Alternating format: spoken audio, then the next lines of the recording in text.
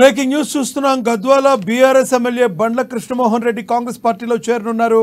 కాంగ్రెస్ కార్యకర్తలతో చర్చించి ఎమ్మెల్యే నిర్ణయం ప్రకటించనున్నారు. ఈ మేరకు కృష్ణమోహన్ రెడ్డి కాంగ్రెస్ పెద్దలతో చర్చించినట్టు తెలుస్తుంది. స్థానిక సంస్థల ఎమ్మెల్సీ ఉప ఎన్నికలకు ముందే కృష్ణమోహన్ రెడ్డిని రేవంత్ రెడ్డి పార్టీలోకి ఆహ్వానించినట్లు తెలిసింది. నియోజకవర్గంలోని సీనియర్ నాయకులు కార్యకర్తలు పార్టీ మారాలని ఇదివరకే ఎమ్మెల్యేలకు వినతి చేసినట్లు తెలిపింది.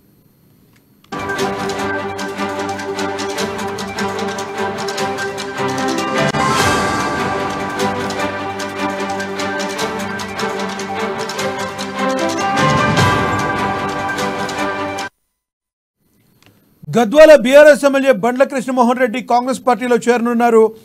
కార్యకర్తలతో చర్చించి ఎమ్మెల్యే నిర్ణయం ప్రకటించనున్నారు. ఈ మేరకు కృష్ణమోహన్ రెడ్డి కాంగ్రెస్ పెద్దలతో చర్చించినట్టు తెలుస్తుంది. స్థానిక సంస్థల ఎమ్మెల్సీ ఉప ఎన్నికలకు ముందే కృష్ణమోహన్ రెడ్డి రేవంత్ రెడ్డి పార్టీలోకి ఆహ్వానించినట్టు తెలుస్తుంది. నియోజకవర్గంలోని సీనియర్ నాయకులు కార్యకర్తలు పార్టీ మారాలనేది ఇదివరకే ఎమ్మెల్యేలకు వినతులు చేసినట్లు తెలుస్తుంది.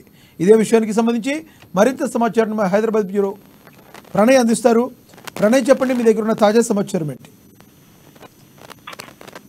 Thank you Archana. Gadwal BRS MLA Bandla Krishnamohan Reddy త్వరలోనే కాంగ్రెస్ లో చేరనున్నట్టుగా సమాచారం ఇప్పటికే అందుతా ఉంది. గతంలోనే ఏదైతే స్థానిక పట్టభద్రుల ఉప ఎన్నికల నేపథ్యంలో కూడా ముందుగానే సీఎం రేవంత్ రెడ్డి కృష్ణమోహన్ రెడ్డితో మాట్లాడుతూ తెలుస్తాను కాంగ్రెస్ పార్టీలోకి ఆహ్వానించినట్టు కూడా తెలుస్తాను. ఈ నేపథ్యంలోనే కృష్ణమోహన్ రెడ్డి త్వరలోనే కాంగ్రెస్ పార్టీలో చేరబోతున్నట్టు ఇప్పుడు సమాచారం ఉంటుంది. ఇప్పటికే స్థానికంగా ఉన్నటువంటి నేతలతో గ్రామ మండల అదేవిధంగా నియోజకవర్గ స్థాయికి సంబంధించిన నేతలతో కూడా భేటీ అవుతా ఉన్నారు. ఇప్పటికే పూర్తిగా ఒకవేళ కాంగ్రెస్ పార్టీలో చేరితే ఎటువంటి పరిణామాలను ఎదుర్కోవాల్సి వస్తుంది, అంతేకాకుండా ప్రస్తుతం ఉన్నటువంటి సిచ్యువేషన్స్ లో బీఆర్ఎస్ పార్టీకి సంబంధించిన మనుగడకు సంబంధించినటువంటి అంశాలు కావచ్చు, రాబోతున్నటువంటి రోజుల్లో కాంగ్రెస్ పార్టీకి రాబోతున్నటువంటి ఆదరణ విషయాలకు సంబంధించినటువంటి అంశాలపై కూడా చర్చించినట్టుగా నిలుస్తా ఉంది.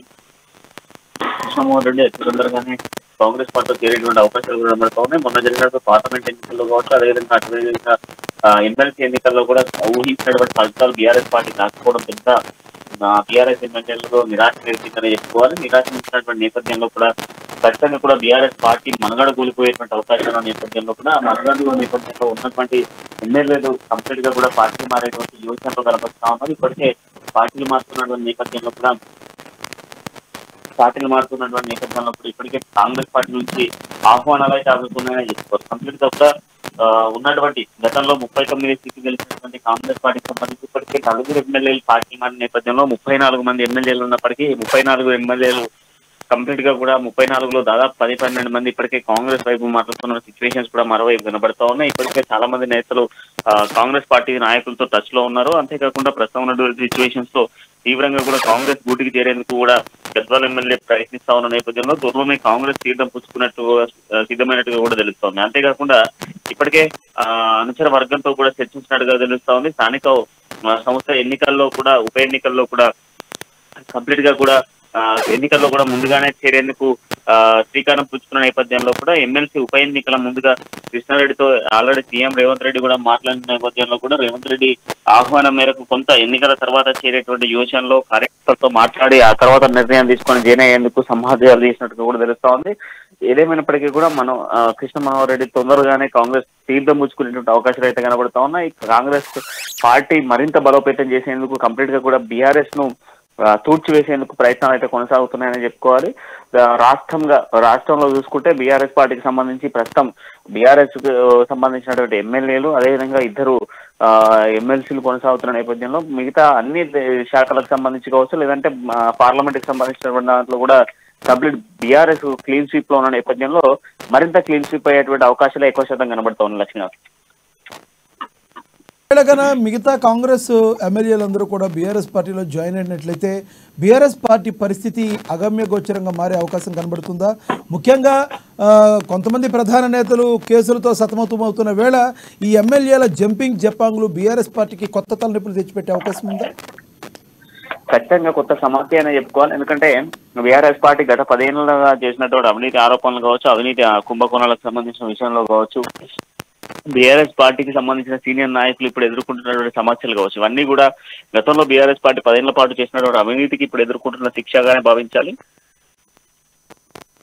అంతేకాకుండా ప్రధానంగా ల్యాండ్ మాఫియా కావచ్చు, లేదంటే ఇతర పథకాలకు సంబంధించిన అంశాల్లో కూడా బీఆర్ఎస్ పార్టీ చేసినటువంటి అవకతవకల విషయంలో కంప్లీట్ గా కూడా చాలా మంది నిరాశతో ఎదురు చూస్తూ ఉన్న సిచ్యువేషన్స్ కనబడుతూ ఉన్నాయి. గతంలో 10 ఏళ్ల పాటు కూడా బీఆర్ఎస్ పార్టీకి సంబంధించిన ఏ ఒక్క ఎమ్మెల్యే కూడా స్థానికంగా కూడా అభివృద్ధి విషయంలో కంప్లీట్ నిరాశని ఎదుర్కొన్నాడని చెప్పుకోవాలి. ఆ నిరాశకు సంబంధించినటువంటి నేపథ్యంలో కూడా కాంగ్రెస్ పార్టీలోకి వెళ్తే ఖచ్చితంగా కూడా వాళ్ళకు ఒక మనుగడ ఉంటుంది అన్నటువంటి ఆశతో ఎదురు చూస్తున్న సిచ్యువేషన్స్ అయితే కనబడతా ఉన్నాయి. ఈ నేపథ్యంలో కాంగ్రెస్ పార్టీ వైపు చాలా మంది నాయకులు మొగ్గు చూపుతున్న సిచ్యువేషన్స్ మరోవైపు కనబడతా ఉన్నాయి.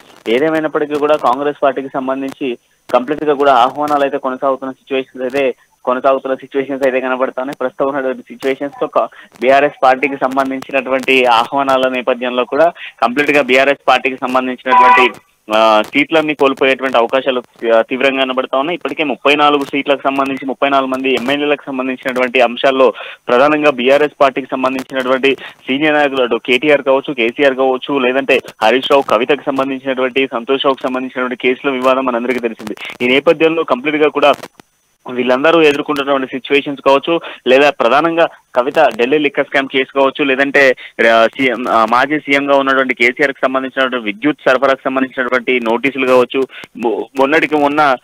నిన్నటికి నిన్న మనం చూసుకుంటే కేటీఆర్ కి సంబంధించినటువంటి కొడుకు నిమాయిష్ కి సంబంధించినటువంటి ఆస్తు వివాదం కావచ్చు, ఇవన్నీ కూడా కంప్లీట్ గా బీఆర్ఎస్ పార్టీకి చిక్కులు ఎదురవుతున్న సిచ్యువేషన్స్ లో బీఆర్ఎస్ పార్టీలో ఉండకపోవడమే ఉత్తమం అన్నటువంటి ఆలోచనకు చాలా మంది బీఆర్ఎస్ పార్టీకి సంబంధించినటువంటి ఎమ్మెల్యేలు వస్తున్న సిచ్యువేషన్స్ కనబడతా ఉన్నాయి. ఈ నేపథ్యంలో చాలా మంది అతి తొందరగానే బీఆర్ఎస్ పార్టీకి బై చెప్తూ కాంగ్రెస్ పార్టీకి హాయ్ చెప్పేటువంటి అవకాశాలు కూడా కనబడతా ఉన్నాయి. లక్ష్మీనాథ్ బాస్ కేసీఆర్ గారు ఎవరైతే ఉన్నారో ఆయన్ని ఒక మంచి రాజకీయ పరిణితి చెందిగల వ్యక్తిగా అందరూ అంటారు.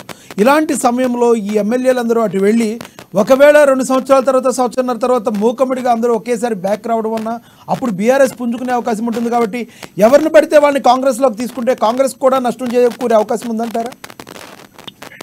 ఖచ్చితంగా చెప్పుకోవాలి. ఎందుకంటే ఇప్పటికే గతంలో ఉన్నటువంటి బీఆర్ఎస్ నాయకులు, ఇప్పుడున్న బీఆర్ఎస్ నాయకులంతా కూడా గతంలో టీడీపీ కావచ్చు, లేదంటే కాంగ్రెస్ పార్టీకి సంబంధించిన నాయకులే దాదాపు ఇప్పుడున్నటువంటి బీఆర్ఎస్ పార్టీలో ఎమ్మెల్యేలుగా కొనసాగుతూ ఉన్నారు. లేదంటే గతంలో ఉన్నటువంటి ఎమ్మెల్యేలుగా ఉన్నటువంటి వాళ్ళందరూ కూడా గతంలో కాంగ్రెస్, బీజేపీకి సంబంధించిన కాంగ్రెస్ తో పాటుగా టీడీపీకి సంబంధించిన నాయకులని చెప్పుకోవాలి.